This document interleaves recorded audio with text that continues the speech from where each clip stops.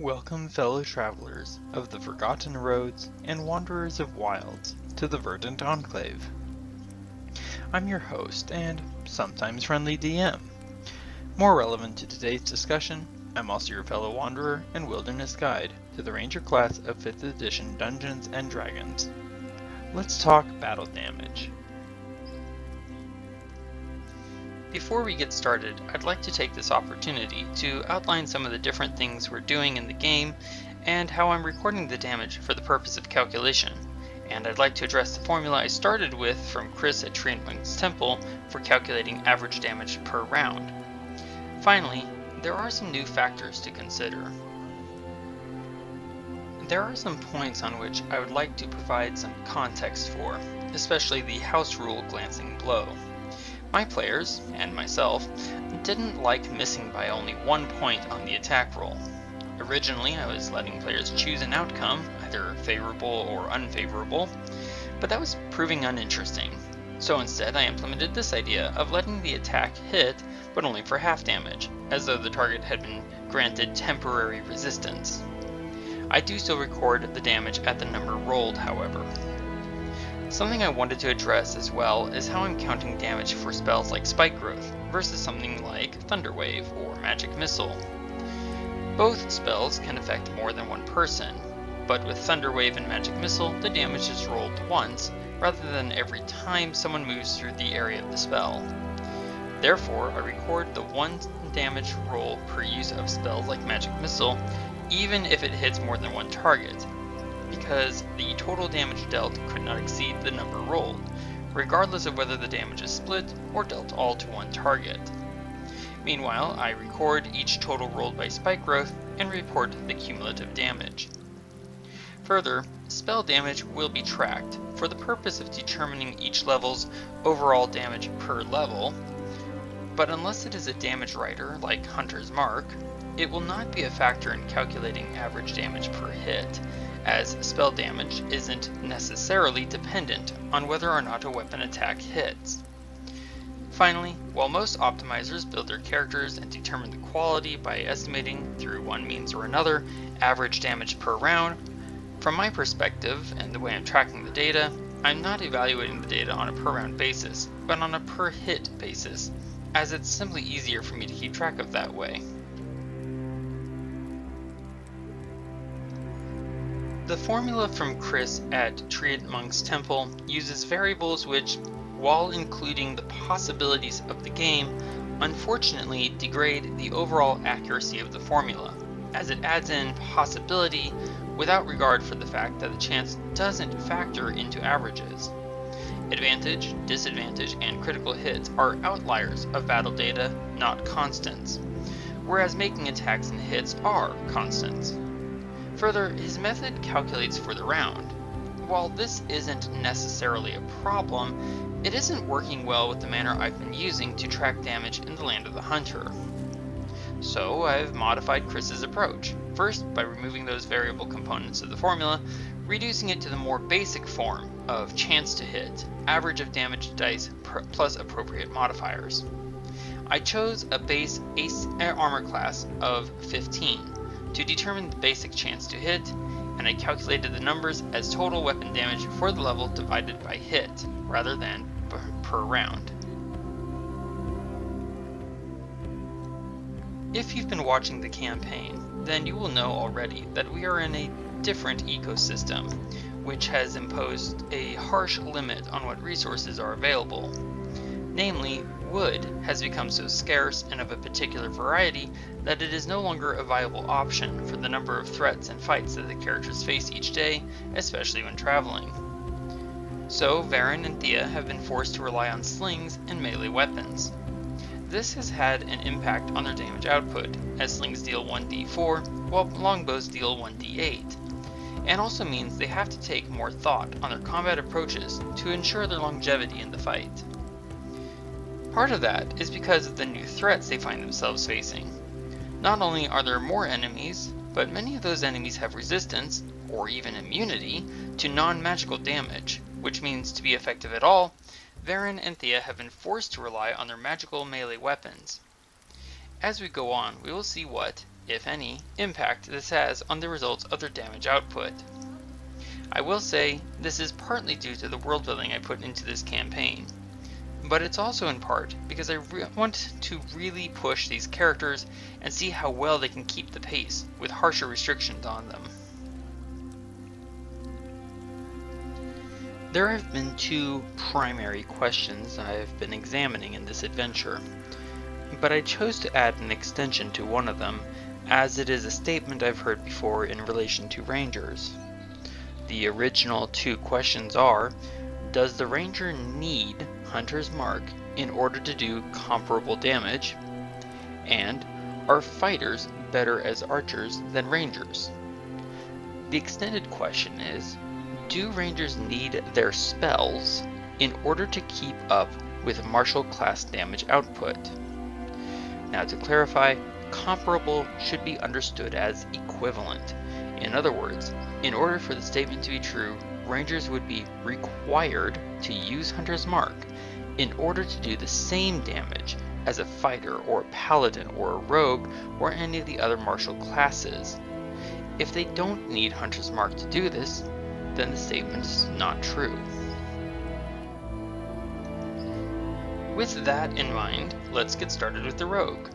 At level 10, Thea made 76 attacks and 62 hits, for a hit to attack ratio of 81.58%.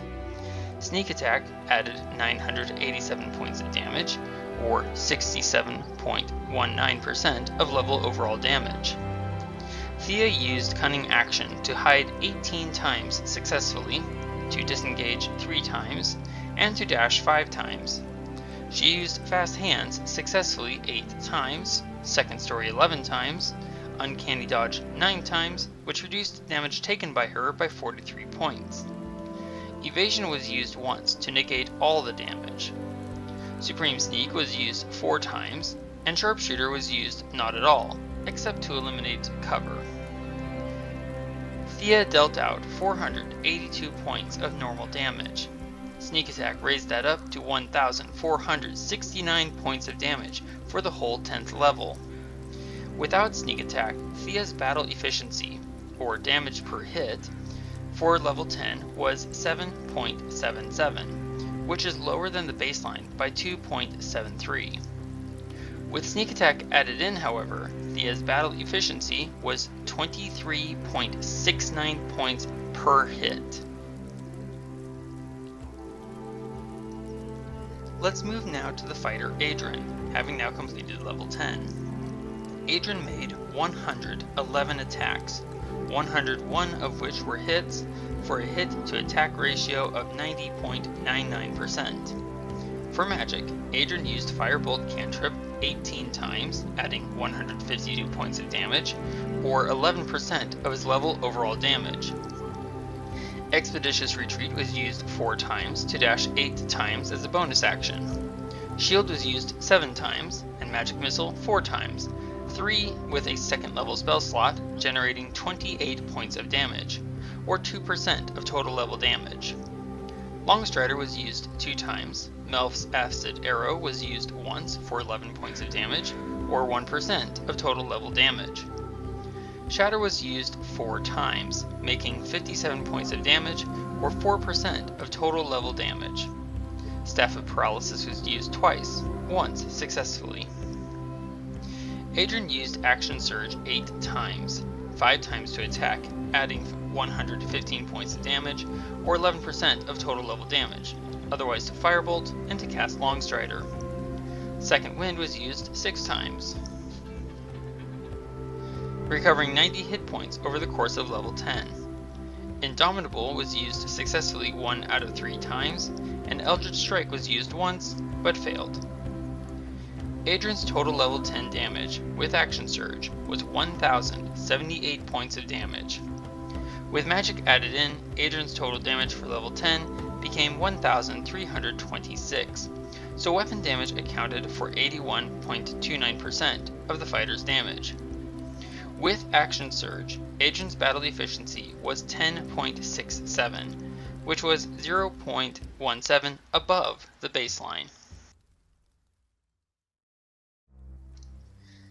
Finally, the Ranger Varen, who also completed level 10.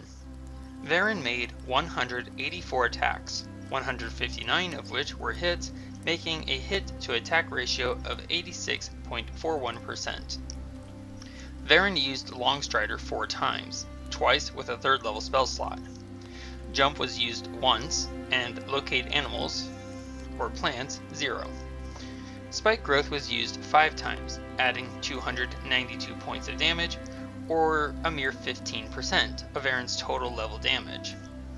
Non-Detection was used 1 time, Plant Growth 0, and Hail of Thorns, through a charm, was used once, adding 5 points of damage, or 0.26% of total level damage. Colossus Slayer was used 76 times, for 361 points of damage, or 22% of level overall damage. Primeval Awareness was used 3 times, Steel Will was used successfully 4 times. Land Stride was used 28 times to outmaneuver or gain advantageous positions, or just to keep away from pursuers. Favored Enemy was used 5 times, and Natural Explorer was used roughly 72 times. It is difficult to account for each individual use of this feature, as it provides several distinctive elements, and some are passive instead of active. For level 10, Varen made 1,614 points of damage from weapons and Colossus Slayer, and with magic raised that total to 1,911 points. 15% of that was Spike Growth, and 84.45% was due to weapons. Varen's battle efficiency was lower than the baseline for this level, at 10.15, or 0.35 below the baseline. With the Hail of Thorns effect, his average per hit was 10.18, or 0.32 below the baseline. As the title indicates, this chart illustrates the progression of average damage per hit without individual class features.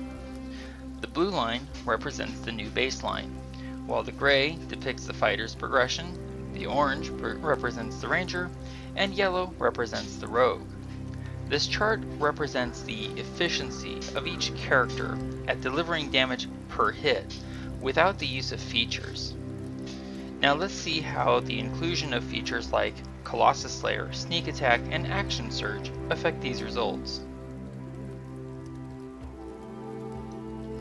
The yellow line for the rogue shows the high efficiency of this class, the ability to deal lots of damage in a single hit.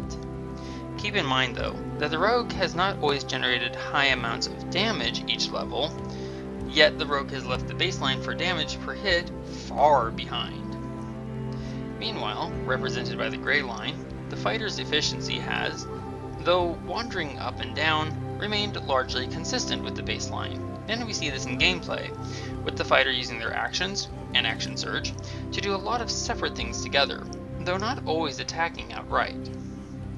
And then the ranger, following the orange line, has largely and consistently remained above the baseline, except for a dip at 9th and 10th levels. In combat, the ranger has the most consistency with making attacks, which is to say keeping focus on attacking the enemy. But this leads to somewhat of a dilution of their average per hit. Meanwhile, the rogue, and more particularly the fighter, tend to split their focus into more actions than just attacks. Now, with these drastic differences in combat efficiency in mind, let's look at the totals for each level, weapons only. The orange columns represent the fighter, the gray, the rogue, and blue, the ranger. When forced to rely solely on weapons, and remembering the rogue has the highest efficiency overall, we see that, but for level 3, the ranger has exceeded the other two classes. This, I hope, illustrates the importance of looking at more than just the efficiency or the damage per round as a measure of combat capability.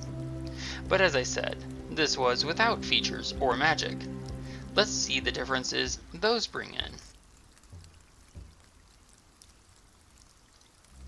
things change both slightly and dramatically. For example, now the rogue exceeds the ranger twice out of 10 levels, which can certainly be attributed directly to the rogue's sneak attack damage and engaging in stealth missions. Ambushing enemies at night while they sleep tends to lend a lot of extra damage. While impressive on a per hit basis of comparison, it seems to me that sneak attack does not deliver reliable overall damage. As we can see for the other 8 levels, the ranger has absolutely, and at one level exceedingly, surpassed the other 2 classes. Despite the rogue's insanely high efficiency from level to level, it clearly does not translate to high combat capability, though admittedly, this is only 10 out of 20 levels of available gameplay. I hope you're finding this analysis as interesting as I am, and that you will continue to explore the Ranger class with me, as well as joining Adrian, Thea, and Varen in the Land of the Hunter. Thank you so much for watching, and I hope you have a great day.